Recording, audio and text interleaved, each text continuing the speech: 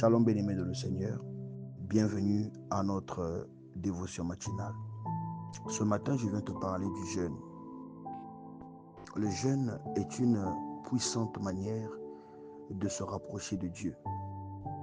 Oui, bien-aimés, le jeûne est une manière d'approfondir notre communion avec Dieu, de nous repentir et de le chercher sincèrement. Vraiment, c'est une façon de chercher sincèrement de tout votre cœur la face de l'Éternel. Parce que la Bible dit dans Joël chapitre 2, le verset 12, la Bible dit « Revenez à moi de tout votre cœur, avec des jeûnes, avec des pleurs et des lamentations. » Le jeûne, c'est une façon, bien-aimé, de se rapprocher de Dieu, de renforcer ton intimité avec Dieu. Le jeûne est une façon extraordinaire de se détacher de tout ce qui est mondain et d'aller dans le lieu secret pour parler avec Dieu, pour communier avec Dieu, pour communiquer avec Dieu sans interférence, pour enlever, chasser toute forme d'interférence, bien-aimé de le Seigneur. Voilà pourquoi il est dit dans Jacques chapitre 4, le verset 8, « Approchez-vous de Dieu et il s'approchera de vous. » Je répète, approchez-vous de Dieu et il s'approchera de vous. Ça veut dire quoi? Ça veut dire que, bien-aimé, il est le rémunérateur de ceux qui le cherchent. Beaucoup de chrétiens négligent le jeûne, croyant que le jeûne va détruire leur magnifique silhouette, croyant que le jeûne va les faire maigrir et beaucoup de gens trouvent que maigrir c'est peut-être un problème, c'est un signe de maladie ou quoi que ce soit. Mais vraiment, je voudrais encourager quelqu'un ce matin à jeûner. Et vous savez, aujourd'hui, il y a comme une culture qui embrouille un peu les enfants de Dieu, si je puis dire, de se dire que si à l'église, on n'a pas décrété un jeûne, moi, je ne vais pas jeûner. Si le pasteur n'a pas vu en vision ou par prophétie que nous devons jeûner pour mener tel combat, moi, je ne vais pas jeûner. Or, c'est une erreur grave. Un chrétien normal, un enfant de Dieu authentique devrait jeûner au moins une fois dans la semaine. Au moins une fois dans la semaine, un enfant de Dieu devrait jeûner pour se rapprocher de Dieu, pour renforcer sa relation avec Dieu.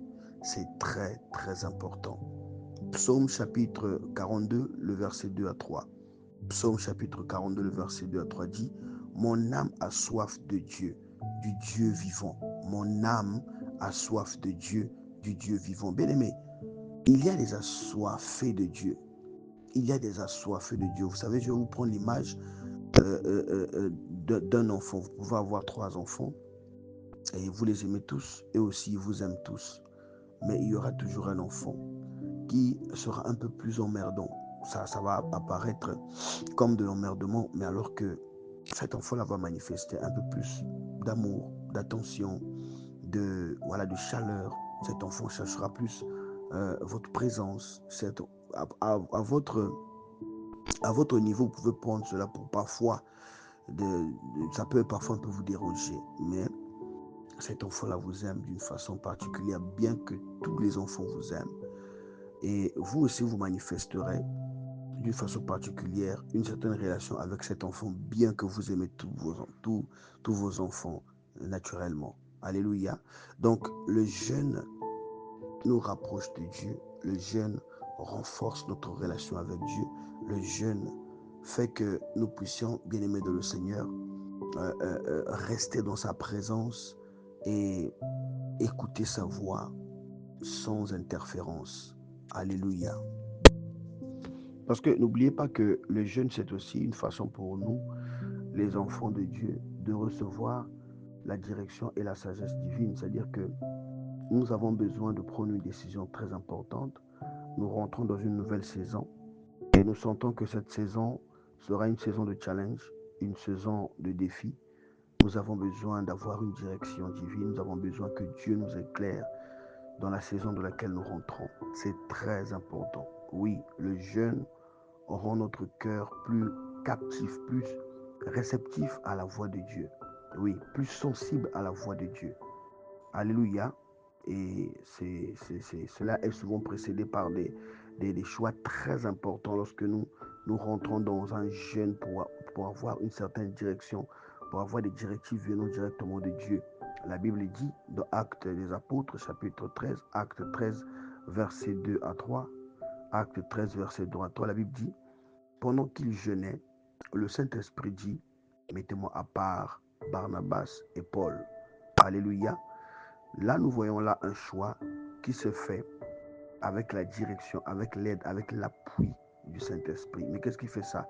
Lorsque nous rentrons dans un moment d'intimité, mais vraiment dans un moment, une période de jeûne et de prière pour pouvoir prendre une décision très importante. Pendant qu'ils jeûnaient, le Saint-Esprit dit.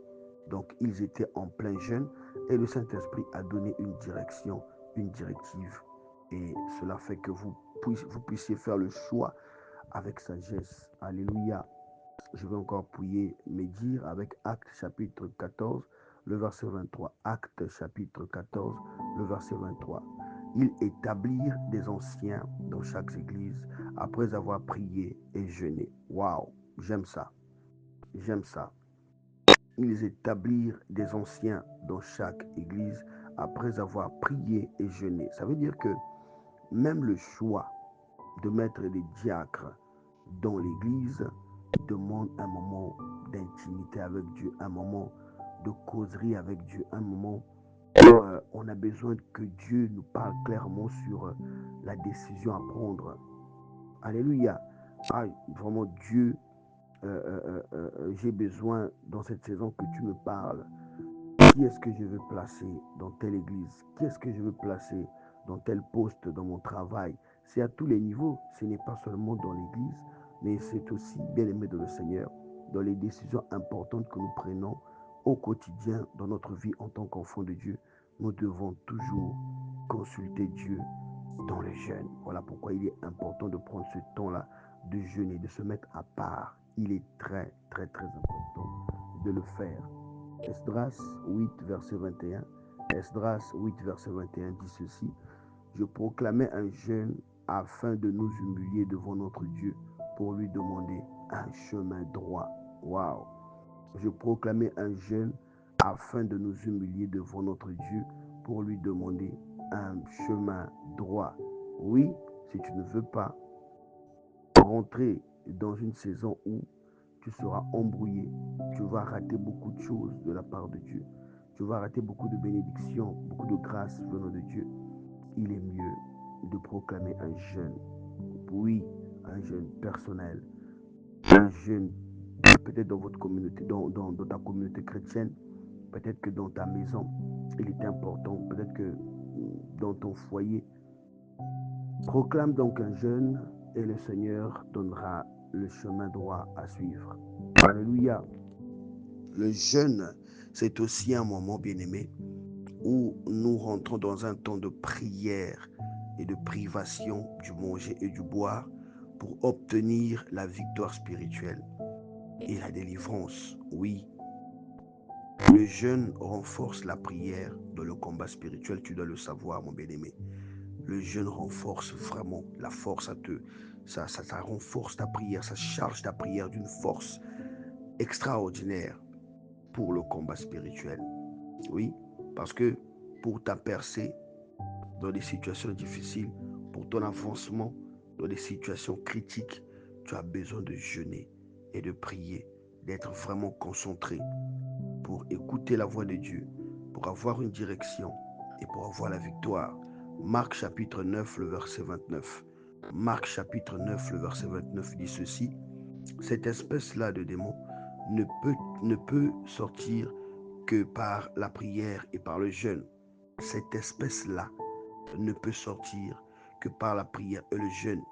Il y a une qualité, bien-aimée, de démon, d'esprit méchant, j'ai envie de dire, d'attaque, alléluia, de tourbillon.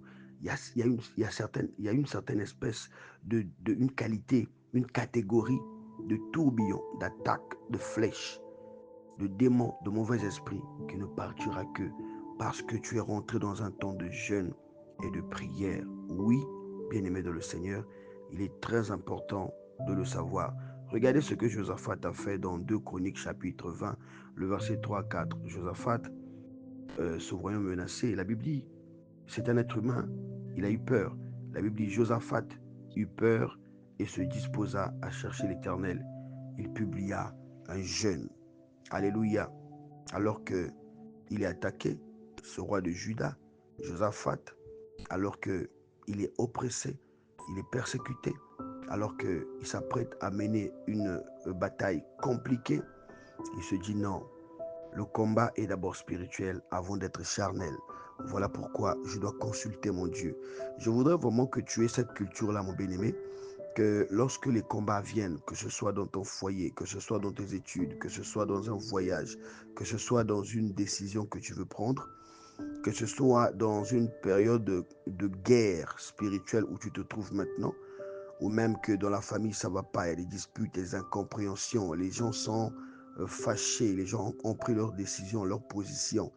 Je te demanderai vraiment, il est naturel d'avoir peur, hein, comme Josaphat ici a eu peur, le roi. Mais ce que je te demanderai, c'est de se disposer à chercher l'Éternel et de publier un jeûne. Alléluia. Ah oui, vraiment, c'est très important de le savoir.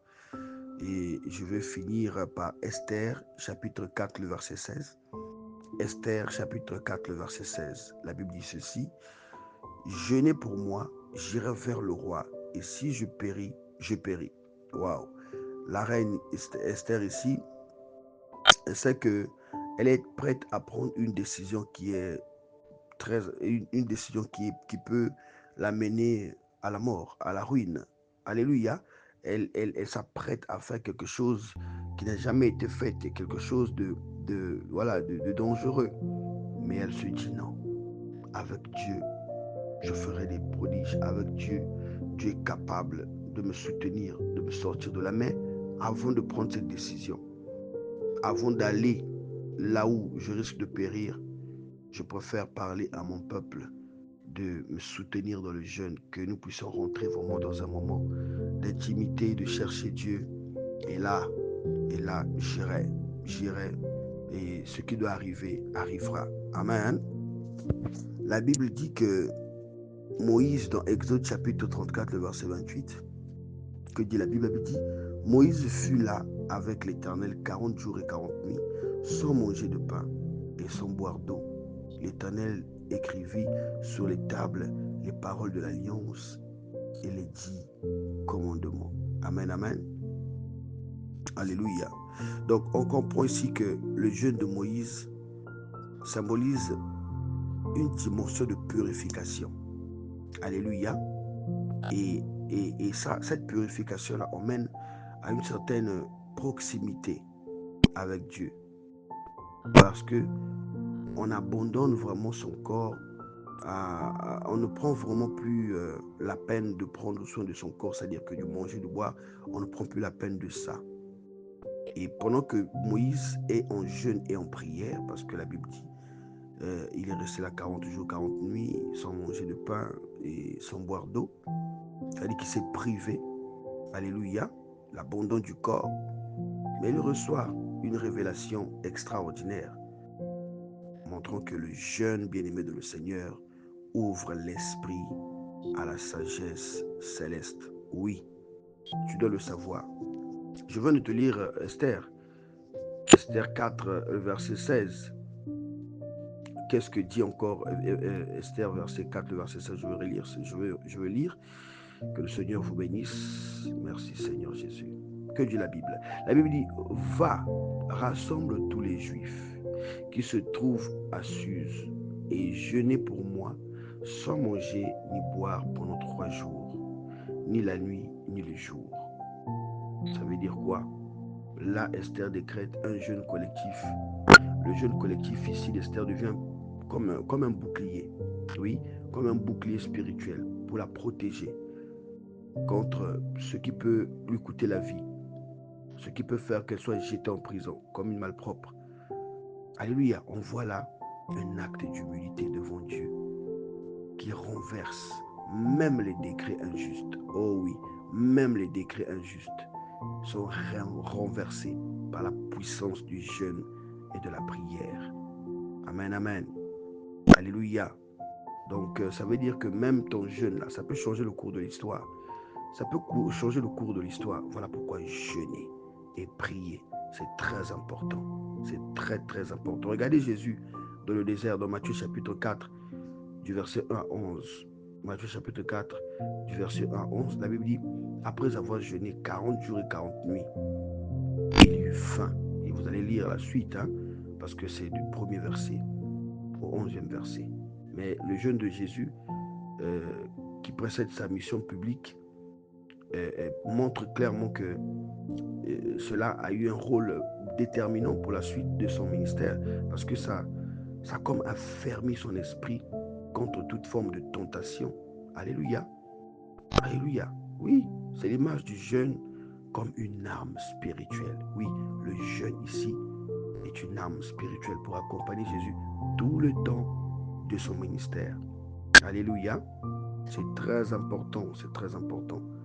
C'est un moyen de se préparer. C'est vraiment un moyen de se préparer dans cette intimité-là, dans la présence de Dieu. Voilà pourquoi je t'encourage, bien-aimé dans le Seigneur. Je t'encourage à jeûner. Ne te dis pas, ah, moi le jeûne là, je prie pour moi beaucoup. Je médite pour moi la Bible, mais jeûner là, jeûner va t'emmener dans d'autres dimensions. Jeûner va te faire voir des choses que tu n'as jamais vues. Quand tu pries, tu jeûnes et tu es dans la méditation de la parole de Dieu, tu me rumines la parole. Bien-aimé, ça va t'emmener dans d'autres dimensions, ça va te donner la victoire. Ça sera un bouclier pour toi, un bouclier spirituel contre toute forme d'attaque, de flèche, de danger. Que Dieu te bénisse et vraiment à partir d'aujourd'hui, vraiment mets-toi à jeûner. Jeûne ne fût-ce que même une fois dans la semaine, c'est important pour toi, pour ton intimité avec Dieu, pour être un bouclier pour toi et pour t'aider dans les grandes décisions. Vraiment pour t'aider dans des grandes décisions. Que Dieu te bénisse.